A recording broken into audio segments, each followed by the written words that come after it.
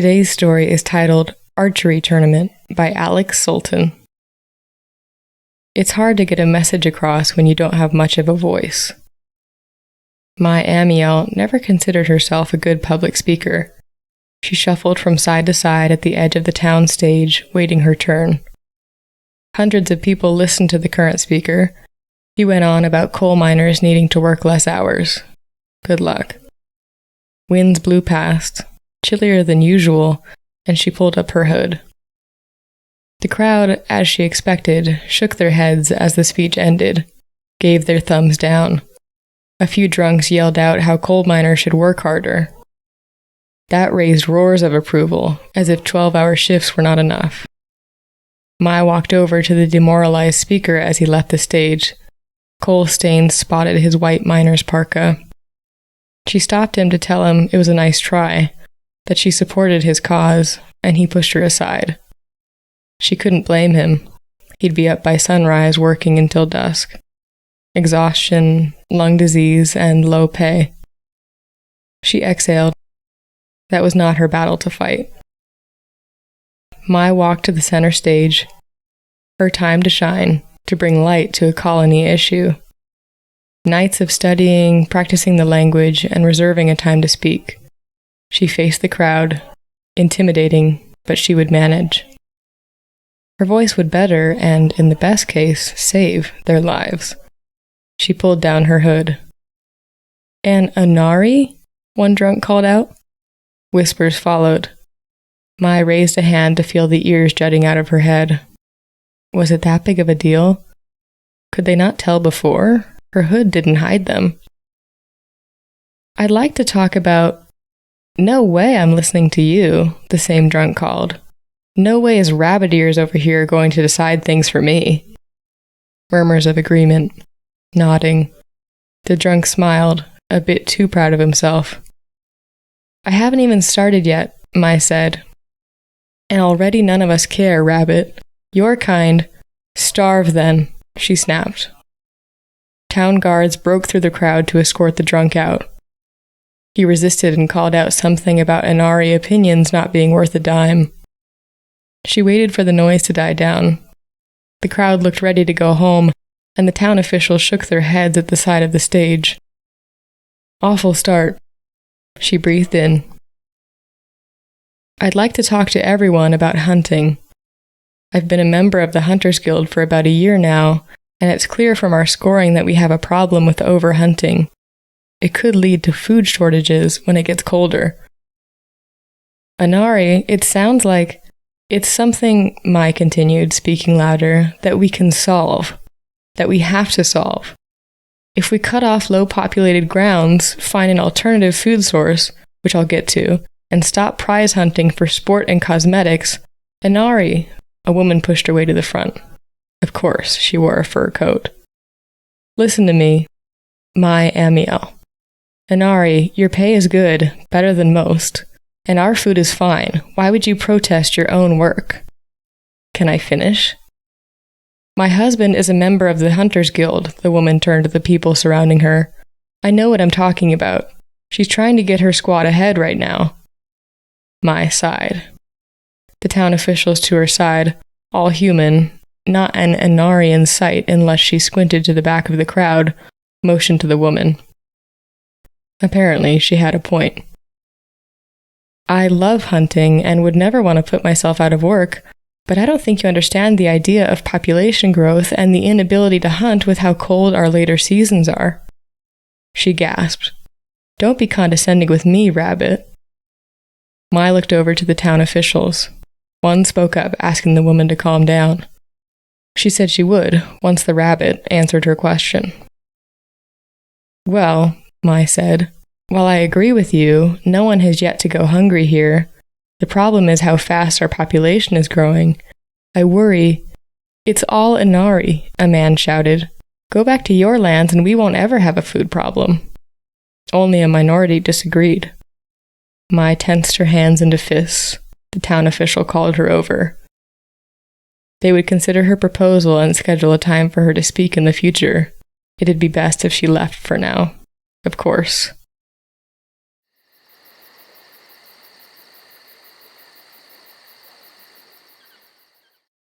Mai left the stage and walked straight to the archery range. Outside, empty and almost silent, she loosed arrow after arrow into a 20-yard target. A group of engineers shoveled coal into a nearby steam gen, meant to keep the area warm. The bowstring snapped back and struck her arm guard. None of her arrows flew straight. She knocked another, pulled the string back tight enough to have it snap, and released. It broke into the black outer ring of the target. Terrible accuracy. Not that it mattered. She reached to her quiver for an arrow, paused, then turned her head. The gate to the archery range opened.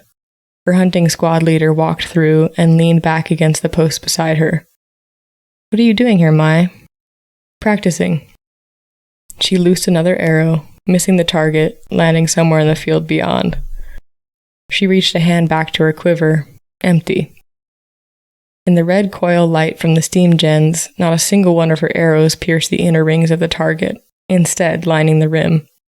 A feat in itself. "Doesn't look like practice to me. I've seen you nail 50 yards clean." "I'm frustrated, Ren." "Yeah," he said. "I was there in the crowd, and I thought what you were saying needed to be said." "Thanks for the support." She kneeled to restock her arrows. "It's just that..." She knocked one. "I'm trying to help people, and your kind doesn't take me seriously." "Some of us do." "Right." The arrow flew. Another miss. "Sorry, I didn't mean it like that." "All okay, Mai. I thought you'd be here with how tonight went." She lowered her bow, and Ren handed her a folded piece of paper. "You didn't forget about the tournament, I take it. Preliminaries are in a week." "I've been busy." Mai read over the paper. "A festival held at their colony, Frostwood, in 3 months. It would include an archery tournament with the best competitors from surrounding colonies. All eyes would be on the world's favorite sport. I'd be the only Inari competing, I'd bet." "All the better when you win," Ren said. "It'll show the Inari they can compete." "Don't be up too late, right? We hunt tomorrow at noon." He patted her on the shoulder and took off. Mai practiced the last of her quiver, regaining her focus, listening to the hum of the steam gens. An arrow broke the inner ring. A win at the tournament, money aside, would be a win for the Inari. She spun an arrow around her hand before knocking it. People would respect her if she brought home a medal, and would listen to her when she spoke. Her arrow broke into the center ring. She'd have a voice to work with while giving her people one as well. It'd be like the idiom, she thought, throwing 2 stones at one bird, or whatever it was. A bird in the hand is worth 2 stones, or the early bird gets knocked out by a stone. Whatever. It was something about dead birds. She read over the paper. If she could qualify in the preliminaries, she'd have 3 months to practice, and that would be more than enough.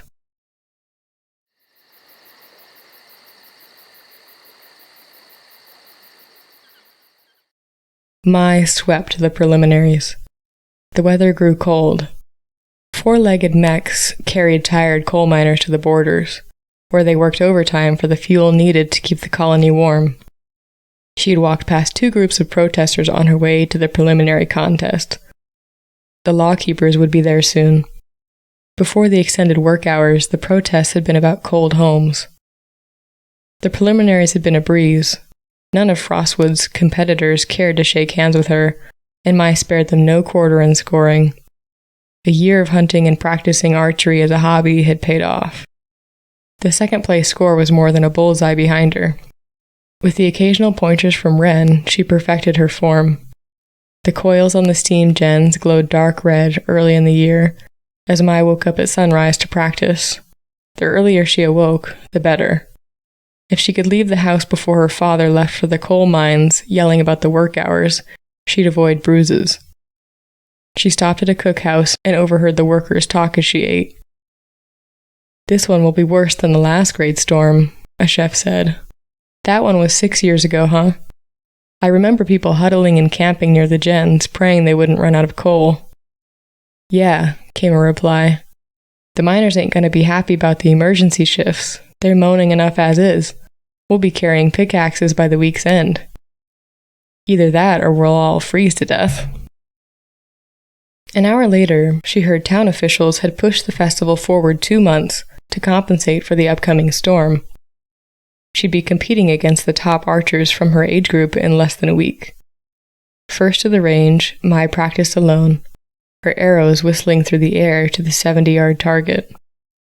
The steam gens radiated a strong warmth nearby, melting snowflakes before they could reach the ground. The fence rattled behind her. She turned her head, lowered her bow, and smiled. A young Inari boy watched her. His hands clung to the rings in the fence. Both of his ears were clipped down halfway. Mai's smile broke as she approached him. The boy's mother had probably cut his ears in attempts to avoid bullying. They wouldn't stand out as much, and if he grew his hair long, it'd cover most of them. The boy caught her staring and stepped back. "Hey, I'm friendly," Mai said, switching to her language. It felt natural to be speaking in her native tongue. "What are you doing here? You should be sleeping in." "I came to watch you. You're like me." The boy scratched his ears. "Are you going to compete? Will they let you?" "Of course," she said. She kneeled. "I'll win, too." "But they don't want you to win. They're going to try extra hard because you're a dirty rabbit like me." "Where'd you hear that?" "At the schoolyards. The other kids say you cheated at the first contest. They say they're going to throw rocks at you when you're at the tournament. But I want you to win, so I came to watch you to make sure you can." "It's good to have your support." The kids shuffled from side to side, and Mai exhaled. "Don't let them get you down, all right? Know that there are some people so set in their ways nothing will get through to them. But you have to hope they know we love ourselves and them as well. We're good people, okay? I'll win this tournament. You'll be proud to be an Ari." Mai picked up her bow and turned back to the range.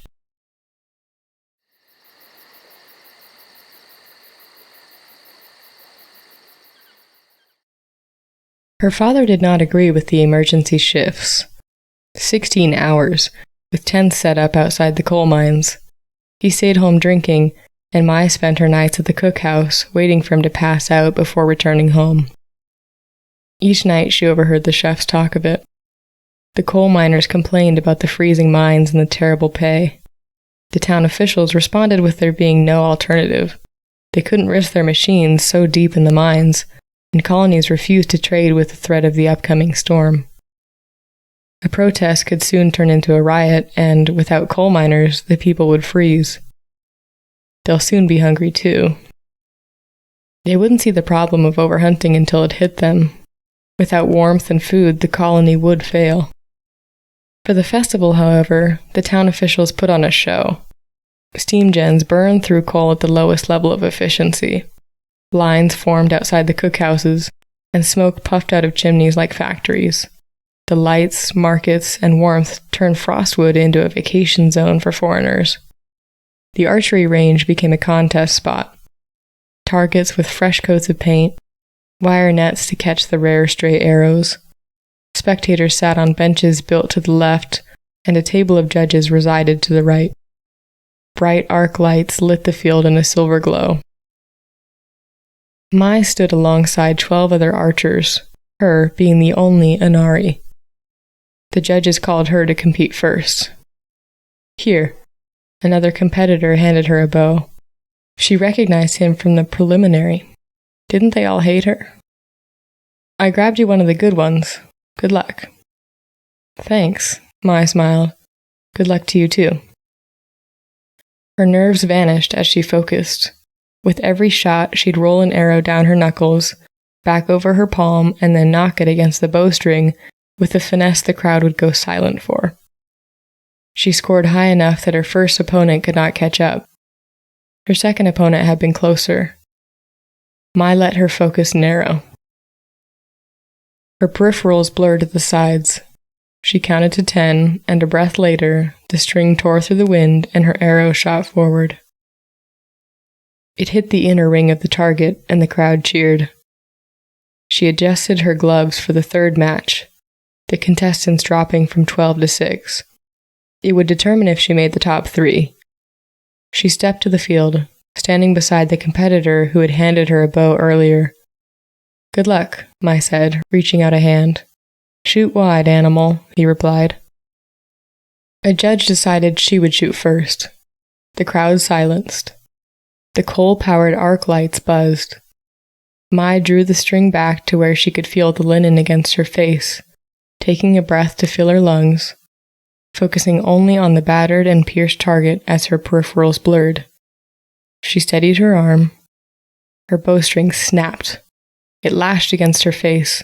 A stabbing pain burnt across her mouth, and Mai recoiled, stumbling back and tripping. The nocked arrow crashed into the ground. The crowd whispered while the judges shook their heads. "I don't..." Tears stung her eyes. If the bow had been any higher, she would have gone blind.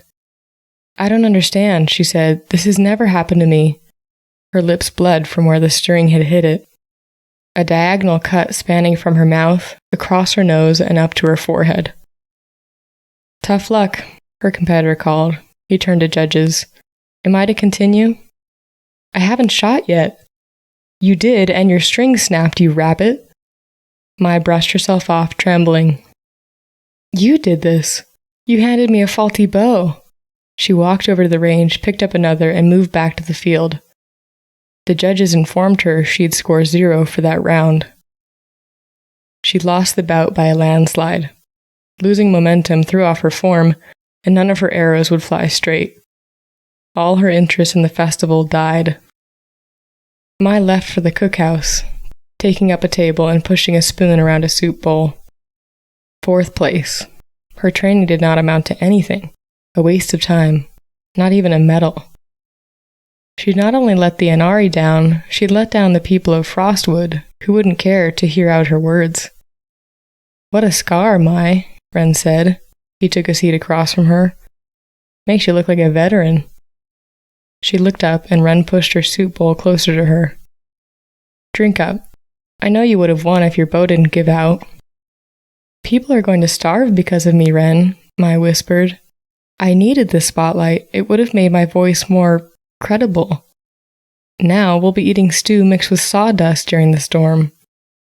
And everyone will then realize how right you were." "Right, okay."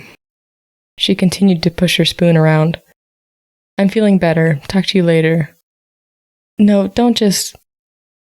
"Look, Mai, losing like that is awful, but think about it this way. You did something you enjoyed, didn't you? You put effort into something you enjoyed, and that can't be effort wasted.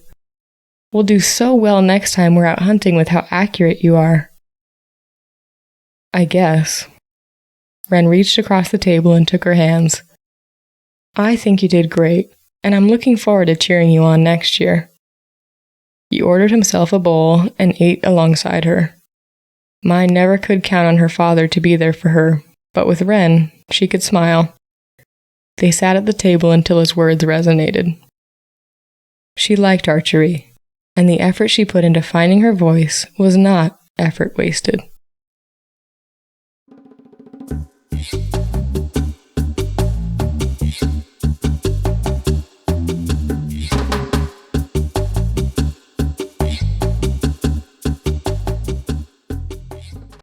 Good morning, afternoon, or evening. My name is Katie, and you're listening to Unpublished, Not Unknown, where we bring indie writers from across the world into the spotlight. If you enjoyed this story, be sure to visit the author's Readsy page linked in the show notes. Go show them some love and let them know you came from the podcast. If you're a regular listener and want to support this effort, here are a few free ways to do so. Give us a 5-star review on Apple Podcasts. Another way is to share this episode with friends and people you know in the writing community. You can also follow the podcast on Instagram at Unpublished Not Unknown. I post a new episode every week, so be sure to hit the follow button wherever you're listening to make sure you don't miss the next one. Finally, I want to give a big thank you to the author for allowing me to give voice to your story. It's been a pleasure. Till next time, this has been Unpublished, Not Unknown.